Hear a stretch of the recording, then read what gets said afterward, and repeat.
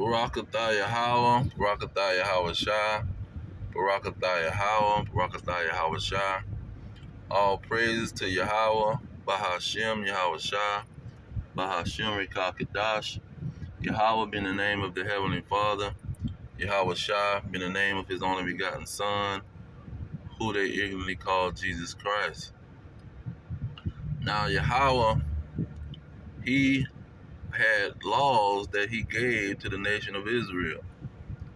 And the nation of Israel was His chosen people out of all the other nations. His possession, His portion that He took out of the nations for Himself that belonged to Him. And so He gave them laws specifically for them. But this also set a precedent for all of the rest of the nations, that they was going to have a king over them. When you go into Isaiah 14 and 18, it talks about the kings of the earth, all of them lie in glory, everyone in his own house. And so these nations had kings over them. When you go into Genesis 36, it tells you that the Edomites had a king over them before Israel had a king over them, because the Lord was always their king. He was always ruling over them, but they begged Samuel to give them a king because his sons had done went off. So they begged for a king. So when you go into everybody having a king over themselves, this is why He made the law that He made for the Israelites, because before the Israelites had a king, all these other nations had a king already. And so He told them, don't set nobody else over you that's not your brethren, because another thing, He set nation against nation. That's why when you go into Matthew 24, I think in verse 7, it talks about kingdom will rise up against kingdom and nation against nation, because the nations are not going to all come together and they're going to look after their own people. They're going to have a king looking after its people. Now, when you go into Deuteronomy 17 and 15, now he talks about pretty much He giving laws to Israel. And so in verse 15, to get right to the point, he says,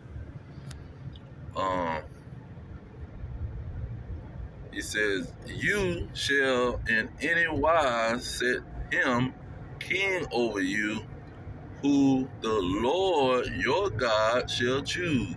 So off the real, He's letting you know that the Lord is choosing the king anyway.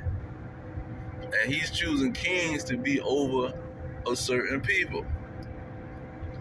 He's not choosing a king to look after all nations. He's not choosing a king to look after two nations. He's choosing a king to look after one nation. It says, one from among your brethren shall you set king over you. So bloodlines, families, these was the nations. You didn't have American philosophy of all nations all mingled up together. No. See, in the so-called white man, he know that ain't real order, and he didn't start this crap until the 1970s, which the America was established in 1776. So he never was mingling people all up in his business. See, he didn't have the Chinaman and the East Indian man and the Hamites and the Arabs all in his business. See, it just started that crap in the 1970s when the country began in 1770. 9. So that's 200 years after he done got his country going. Then he said, okay, y'all can come on in here and make some money with us. See, y'all can come in here and make some money off these slaves that we got at the end of the day. And that's going on with Zechariah 11:5 and Revelation 18:4. So, and Psalms 83. But to get to the point, they don't have kings, or they didn't have a bunch of nations all around the world that was melting pots. See, this is what Habakkuk 2:5 is talking about with the so-called white man. He is the one that have all this melting pot stuff in his countries. See, he gathered all peoples from all nations. But for the nation of Israel, he told them that they had to put somebody that was a brother. Said, you may not set a stranger over you, which is not your brother. So you couldn't have another nation over you, because the Lord is choosing that king to be over that people. See, to be the shepherd over its people. See, just like he choosing the father to run the family. Because this is how the Lord is operating. And these people can't comply to a simple situation. Now, when the nation of Israel go into captivity, this is why they need salvation. Because they're under another nation, and they don't understand that this nation is not for their benefit. See, this nation is going to look after its own people. See, these so-called white people, the Edomites, see, they going to look after their own people. When you go into Micah 2:10, Micah is talking about the Edomites. And it start the book off saying, it says, woe to them that devise iniquity and work evil upon their beds. When it is morning, when the morning is light, they practice it because it is in the power of their hand. They got the power over the world, the so-called white man. And they going to practice whatever they want to practice, see, because they got the power. So if they want to come take your house, they can come take your house. They want to come take your land, they can come take your land. There's no other peoples on the earth that can do that. See, now when you go into, what is it? Where is it? It talks about Edom. Verse 12, it says, I will surely assemble, O Jacob, all of you. So he going to assemble Jacob, gather them back together. I will surely gather the remnant of Israel. And I will put them together as the sheep of Basra, as a flock in the midst of the fold. Now Basra is the capital city of the Edomites, or the main city of the Edomites. And so this is what it's talking about. While the Edomites is ruling, the Lord is going to gather his people out of the kingdom of the Edomites. Now, while the peoples is in the Edom, while the Israelites is in Edom in slavery, captivity, verse 10, it says, arise ye and depart, for this is not your rest. See, the kingdom of Esau, the kingdom of the so-called white man, is not your rest. Why are you trying to vote for these people? Because it is polluted. It shall destroy you, even with a sword destruction. See, it's only meant to destroy wicked behind people. And if you want to do this, what happened in Lamentation is talking about the Israelites being in the land of Edom. Let's go to verse 20. Verse 20, I'm thinking. It says, no, verse 21, it says, rejoice and be glad, O daughter of Edom. So this is talking about the Israelites being in the land of the Edomites. Verse, what is it? Let's see here. He's saying the same thing. They cried unto them, depart ye, it is unclean. Depart, depart, touch not. See? He telling the Israelites to depart up out of these people's land. If you can't depart physically, depart mentally. Okay? And he telling them, he said, uh, verse 18, he say they hunt our steps. So the Edomites is hunting the Israelites. This is not your rest for you to sit back and relax and take it easy. You got to be on guard with your head on the swivel and be circumspect, looking out for the traps that these Edomites got for your behind.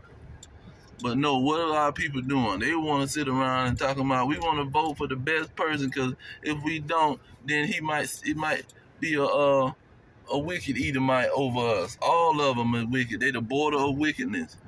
See, they come out the womb telling you a bold-faced lie. That's why the politicians got a history of telling lies. Now, verse 17, it says, and as for us, our eyes as yet failed for our vain help. In our watching, we have watched for a nation that could not save us. See, they watching for the Edomites. Biden, we're going to vote for Biden again. See, they waiting for an Edomite to save they behind when this is the land of your captivity. This land is only here for your destruction.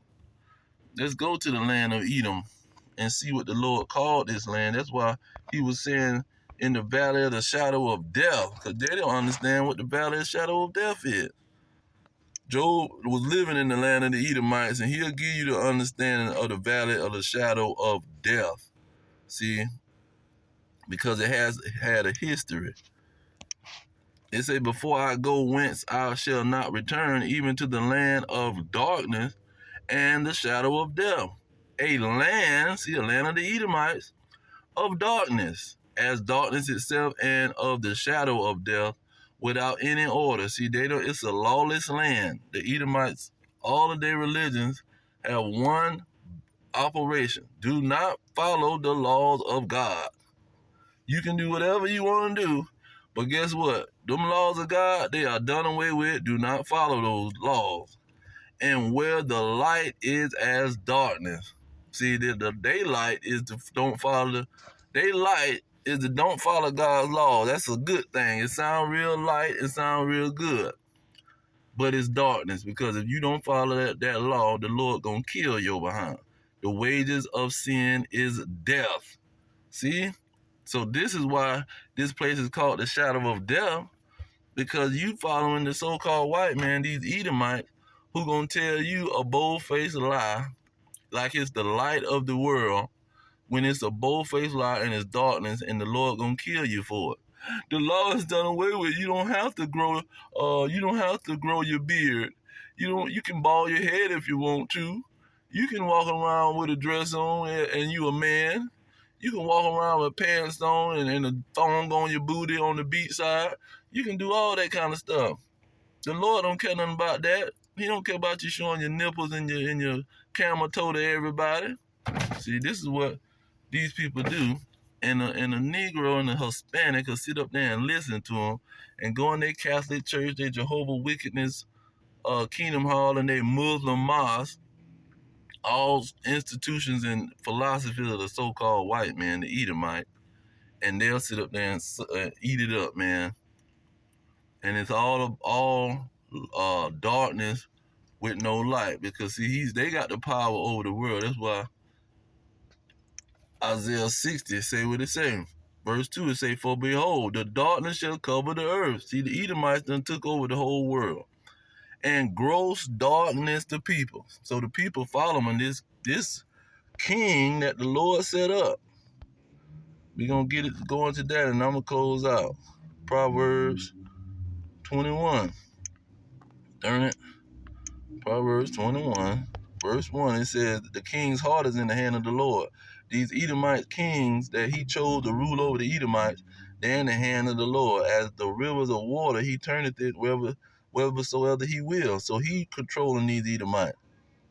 What's that? Proverbs 16:4. He created the wicked for his purpose.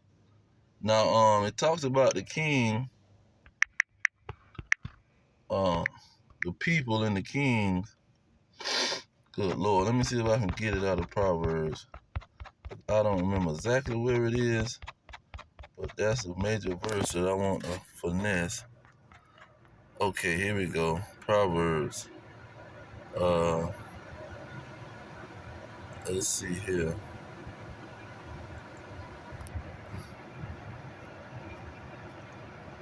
By me kings reign and princes decree justice. By me kings reign. See, the kings reign because the Lord set them up. And he set the Edomite kings to be wicked. He didn't set them up to be Mr. Nice Guy and to help you have a nice life and rest, give you some rest. He created them to work your behind to the bone till you drop dead.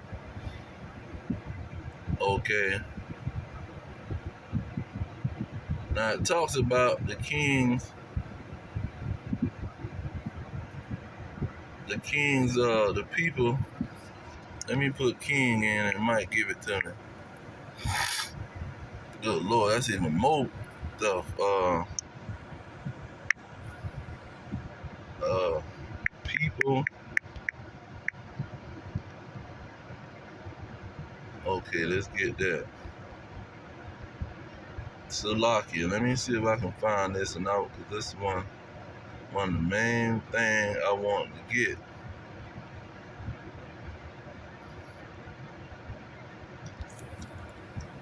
Let me get to Proverbs 28:15. As a roaring lion and a raging bear, so is a wicked ruler over the poor people. So this is the history of the so-called white man. He's been a roaring lion and a raging bear over poor people, the Israelites. Then look at 29:12. If a ruler hearken to lies, which all these Edomites is a bunch of liars, all his servants are wicked. So if you sitting around trying to follow this man, you're gonna be wicked. Okay. And then let me just get Ecclesiasticus. Let me go out of that. 10:3.